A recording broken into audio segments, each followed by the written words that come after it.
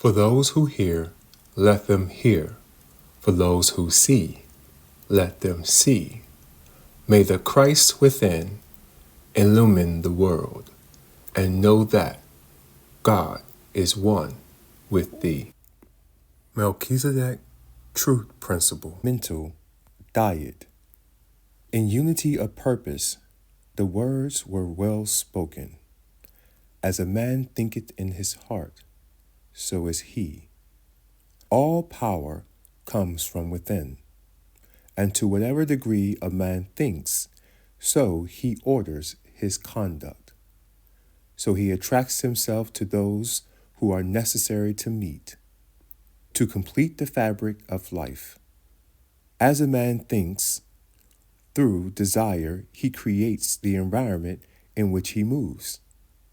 Likewise, well spoken were the words, "It is not that which goeth into the mouth which defileth a body, for it is not caught up with the draught, and becomes no more. But it is that which proceedeth forth from the mouth which defileth." As we discussed with you in previous communications, all things in moderation, and in this very sanctum, when the hand of fellowship was extended to you from our counsel, you were not asked to forsake or discard only as your reasoning revealed to you. There are so many groups of people gathered together who place stress and strain upon the care and keeping of the body, because that which is eaten and that which is taken in form of liquids. That seems to hold preeminence in the routine of discipline, and their thinking is secondary. We suggest that the mental stomach be well taken care of with clean, pure, wholesome mental food. The physical body is a laboratory in itself, and has been so created that its treatment in moderation will take care of whatever is accepted in the form of foods or liquids. It is likewise written, "Be ye therefore not given over unto gluttony." That statement is not alone relative to physical food. It refers as well to man's thinking. Man should be as cautious in what he reads and what he thinks, as well as with the food he eats to sustain the physical body.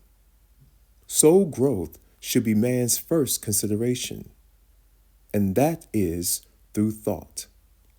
Man only speaks as he thinks. Personalities change. Man creates through his thinking the personality appropriate for every environment which he finds himself, and that is through thinking. Likewise, you will read the statement, "All power is given unto man in heaven and in earth." In some translations, you will read it in this manner, "All power is given unto man in heaven and on earth." But when man considers his physical body as the composite of the physical elements, he shall understand that he has complete command over those elements by his thinking. Let us consider the farmer. He prepares his soul by plowing, disking, and harrowing it, and placing rows upon rows in which to plant the seed. Certain rows or grooves are deeper than others, depending on the type of seed to be sown. And so it is with man. As man thinks, he plows, disks, and harrows the soil of his brain. And when he is in earnest, zealous, sincere, the rows he creates are deep. They are not shallow, and the seed is therein dropped and carefully nurtured. Likewise, you read the parable of the sower who went forth to sow. Some seed fell on barren soil. Some fell on rocky soil and was burned by the heat of the sun and perished, while the other seed was sown in, not on, fertile soil. And the seed sown in fertile soil is a seed that produces the full fruition. Spiritually, man is a giant. Spiritually, there is nothing impossible for man to accomplish. God-man never becomes defeated. Therefore, keep the mental soil well tilled, and your harvest shall be great. Remember one of the previous lessons. There are trillions upon trillions of minute cells throughout the physical body. They are as stars in what you have learned to call the heavens. And when properly spoken to, shine and twinkle with the brilliance of power, and so regenerate the earthly form, and that which man calls ill health, sickness, cannot exist. Remember, it is not that which goeth into the mouth which defileth the body, it is that which cometh forth. Woe betide unto the man or woman who suffers with mental indigestion. For it is as the farmer who sows various varieties of seeds in the same rows. What would be the crop to come forth? So it is with man's thinking. Find the choice seed and plant it in deep furrows with love. Nurture them with patience and sincerity, and there can be no lack, no want, no limitation.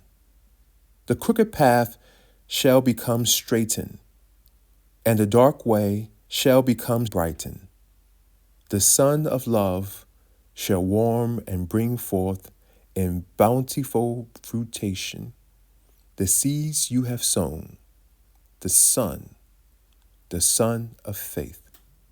Truly the statement so written, though man's faith be no larger than the mustard seed, it shall remove mountains.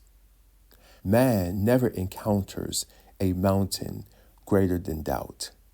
Doubt is a deceiver. It is as the thief in the night. Remove it. Remove it. Do not let it come nigh your dwelling. Never doubt. Learn to say and learn to mean it. I am the all of everything of good. We have tried to give this lesson as an obligation to all, to the beginner as well as the scholar. I am leaving this one word with you. As you progress in your various duties as they shall be assigned to you, you shall at long last tear the scales from the eyes of the doubter, loose the hands and the feet that are bound. Your work has been well laid for you, for the reason that you shall work together in harmony. Myriad are the ones who have latent talents, but for some reason they have felt underprivileged. They have kept them buried. Many have been denied the beneficence of those talents. So you, dear ones, shall find a place for each one, and as you enable them to express their talents and the fruition of the talents coming into being, each shall share their talents with the other, the abundance thereof. And he who has been considered himself shall rejoice, because he has been able to contribute his portion to the community in which they live and to the world at large. Because at last shall come into manifestation that which has been spoken of, has written much about, and done very little about, the Universal Brotherhood of man. I repeat, the yoke shall be easy and the burden light. Many hands clasped together in the bond of love. Make what man of earth calls a task, a duty, well done. Bless you. Peace. Peace.